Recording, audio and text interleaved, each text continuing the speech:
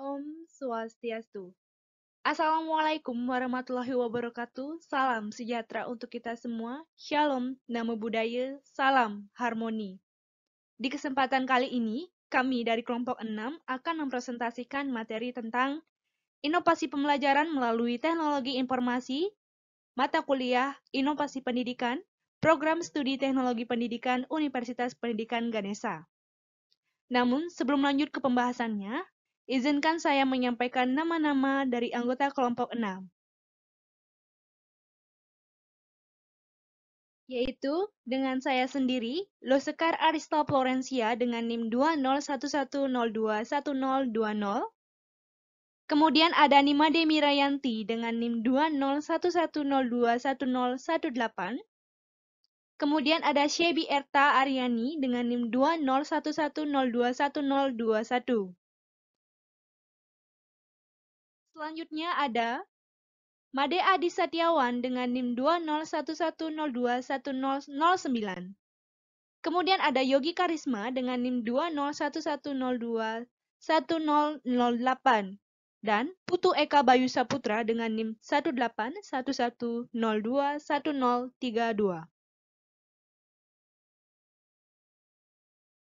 Berikut ini bahasan-bahasan dari materi yang ke-6 yang kami rangkum melalui peta konsep. Bahasan yang pertama yaitu teknologi informasi dalam pembelajaran, kemudian dilanjutkan dengan bahasan yang kedua, yaitu konsep pembelajaran melalui teknologi informasi. Dilanjutkan dengan faktor pendukung pembelajaran melalui teknologi informasi, dan bahasan yang terakhir yaitu pengembangan model pembelajaran melalui internet. Untuk itu, materi yang pertama yaitu pembahasan mengenai teknologi informasi dalam pembelajaran akan dilanjutkan dan dijelaskan oleh teman saya yaitu Nimade Mirayanti. Baik, terima kasih atas waktunya. Jadi di sini saya akan memaparkan materi yang pertama, yaitu teknologi informasi dalam pembelajaran. Yang mana istilah teknologi informasi lahir pada abad ke-20 yang diawali dengan terbentuknya masyarakat informasi. Pada awalnya, teknologi informasi diartikan sebagai perangkat keras dan lunak untuk melaksanakan satu atau sejumlah tugas pemrosesan data. Jadi dengan demikian, teknologi informasi juga mencakup teknik komunikasi sebagai sarana untuk mengirim informasi. Kemudian terdapat beberapa pandangan yang mengarah kepada definisi electronic learning, yang mana electronic learning dapat didefinisikan sebagai upaya menghubungkan pembelajaran, yaitu siswa dengan sumber belajar, yang mana seperti database, pakar guru, dan perpustakaan, yang secara fisik terpisah atau bahkan berjauhan. Interaktivitas dalam hubungan tersebut dapat dilakukan secara langsung atau sinkronus maupun tidak langsung atau asinkronus. Materi berikutnya akan disampaikan oleh teman saya. Baik, di sini saya akan memaparkan materi selanjutnya, yaitu konsep pembelajaran melalui teknologi informasi. Perkembangan peradaban manusia diiringi dengan perkembangan cara penyampaian informasi atau yang lebih dikenal dengan teknologi informasi. Mulai dari gambar-gambar yang tak bermakna di dinding-dinding goa, peletakan tonggak sejarah dalam bentuk prasasti, sampai diperkenalkannya dunia arus informasi yang kemudian dikenal dengan nama internet. Pemanfaatan internet sebagai bagian dari kegiatan pembelajaran di sekolah tidaklah sesederhana dan semudah yang dibayangkan. Banyak hal yang harus dipelajari dan dilakukan dengan sungguh-sungguh sebelum menerapkannya. Sebagai media yang diharapkan menjadi bagian dari proses belajar mengajar di sekolah, internet harus memberikan dukungan terselenggaranya proses komunikasi interaktif antara guru dengan siswa. Menurut Booster tahun 1999, strategi pembelajaran meliputi pengajaran, diskusi, membaca, penugasan, presentasi, dan evaluasi. Secara umum, keterlaksanaannya tergantung dari satu atau lebih dari 3 mode dasar dialog komunikasi sebagai berikut. Yang pertama yaitu dialog komunikasi antar guru dengan siswa. Yang kedua, dialog komunikasi antar siswa dengan sumber belajar. Yang ketiga, dialog komunikasi di antara siswa. Baik, materi selanjutnya akan disampaikan oleh rekan saya. Kepadanya dipersilahkan. Oke, terima kasih. Untuk pembahasan yang selanjutnya yaitu faktor pendukung pembelajaran melalui teknologi informasi. Nah, sebagai dasar untuk memanfaatkan internet, di mana sebagai media dalam pembelajaran ini, dalam settingnya dunia pendidikan, terutama sekolah, ada beberapa hal yang perlu mendapat perhatian dan penanganan yang seharusnya agar penyelenggaraan dari pendidikan dan pemanfaatan internet ini untuk pembelajaran bisa berhasil dan berjalan dengan lancar, yaitu perlu diperhatikan faktor-faktor ya. Yang pertama, ada faktor lingkungan yang meliputi institusi penyelenggara pendidikan dan masyarakat pada umumnya. Yang kedua, mengenai faktor siswa itu sendiri atau peserta didik itu sendiri yang meliputi usianya, latar belakangnya, budayanya, penguasaan bahasa, dan berbagai gaya belajarnya. Kemudian faktor dari guru atau tenaga pendidik itu sendiri, yang juga meliputi latar belakangnya, usianya, gaya mengajarnya, pengalaman, dan personalitinya. Kemudian faktor yang keempat yaitu dari teknologi, faktor teknologi ini yang meliputi komputer, perangkat lunak, jaringan, koneksi internet yang berkaitan dengan keadaan dalam mengakses internet itu sendiri disesuaikan dengan lingkungan yang ada di sekitarnya.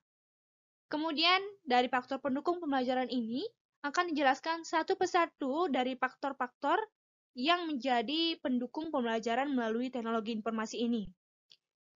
Oke, langsung saja.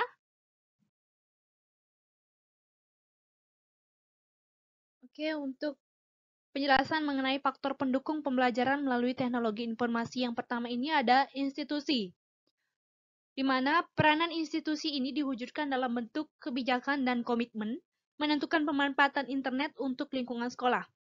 Hal ini terutama berkaitan dengan penggunaan teknologi tinggi yang menyangkut keharusan menyediakan sejumlah dana untuk penyediaan peralatan seperti komputer dan kelengkapannya, jaringan line, telepon, atau koneksi ke ISP, biaya berlangganan ke internet, service provider, atau ISP, biaya penggunaan telepon, dan sebagainya.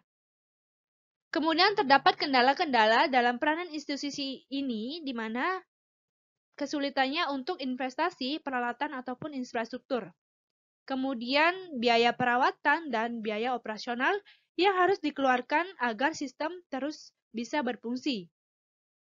Selain itu juga peranan lainnya yang harus dilaksanakan oleh institusi ini yaitu memberikan kesadaran atau awareness baik itu terhadap guru maupun siswa tentang teknologi komunikasi dan informasi terutama potensi internet sebagai media pembelajaran.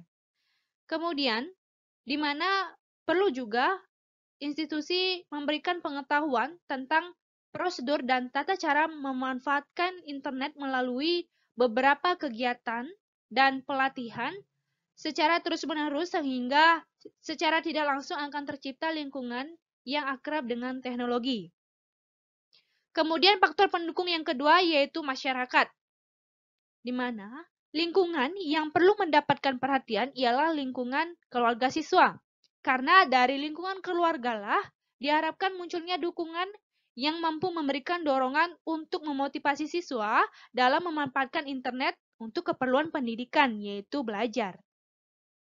Selain keluarga, lingkungan paling dekat lainnya yang sangat mempengaruhi siswa dalam menggunakan internet ini ialah teman sebayanya. Karena dengan demikian, lingkungan siswa juga perlu diperhatikan, disiapkan, dan disentuh agar tercipta suasana yang kondusif yang mampu memberikan dukungan terhadap siswa dalam memanfaatkan internet untuk pendidikan, khususnya proses belajar mengajarnya. Faktor pendukung yang berikutnya yaitu guru.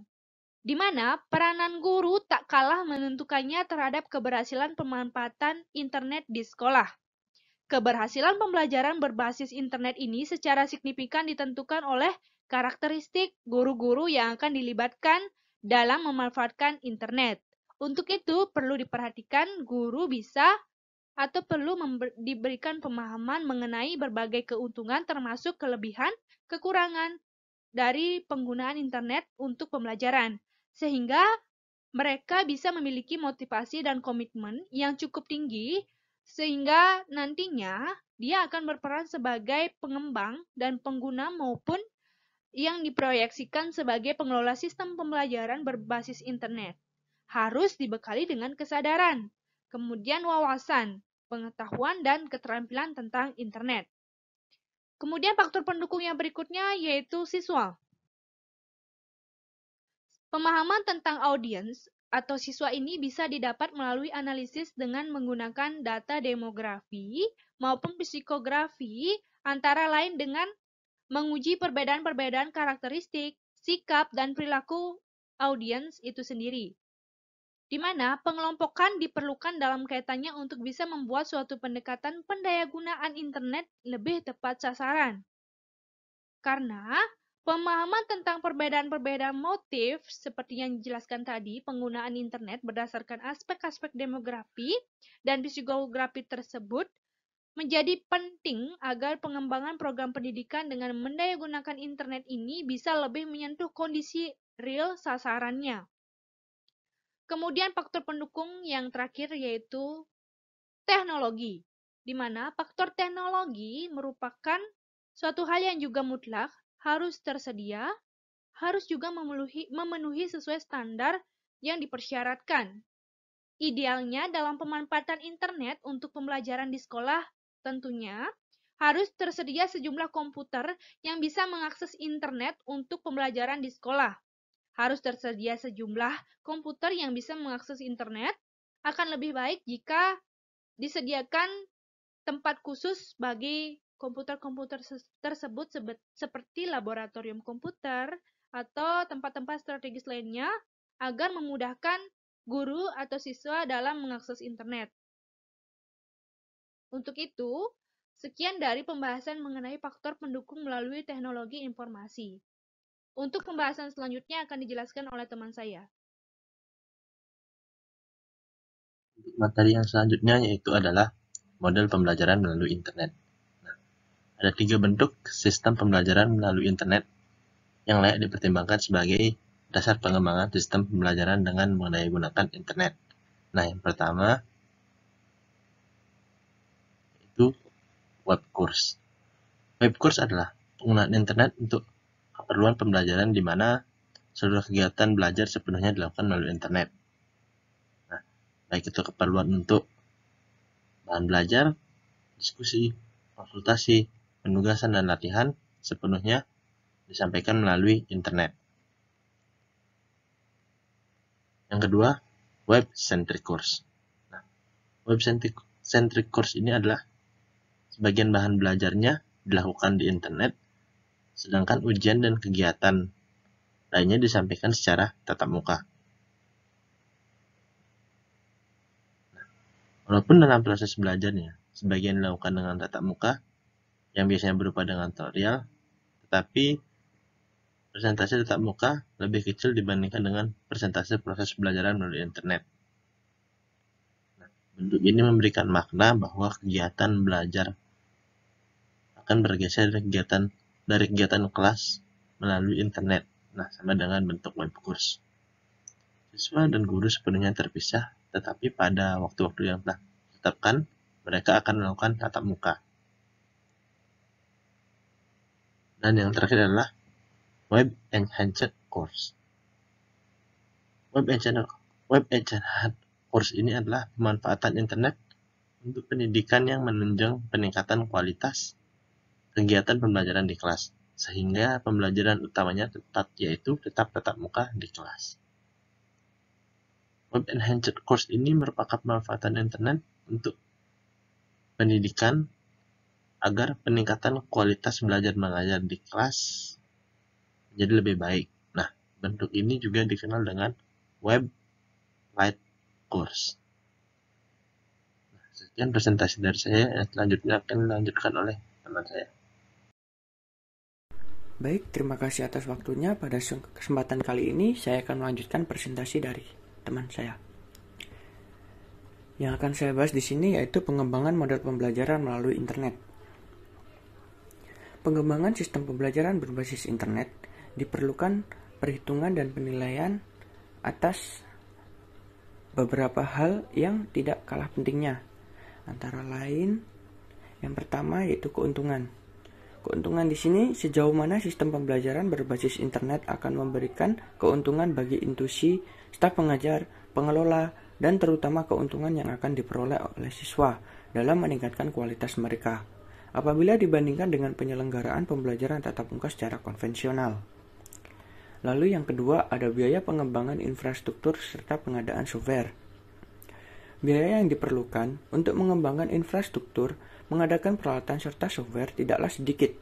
Untuk itu perlu pertimbangan hal-hal seperti ini. Apakah akan menggunakan suatu jaringan secara penuh atau secara bertahap?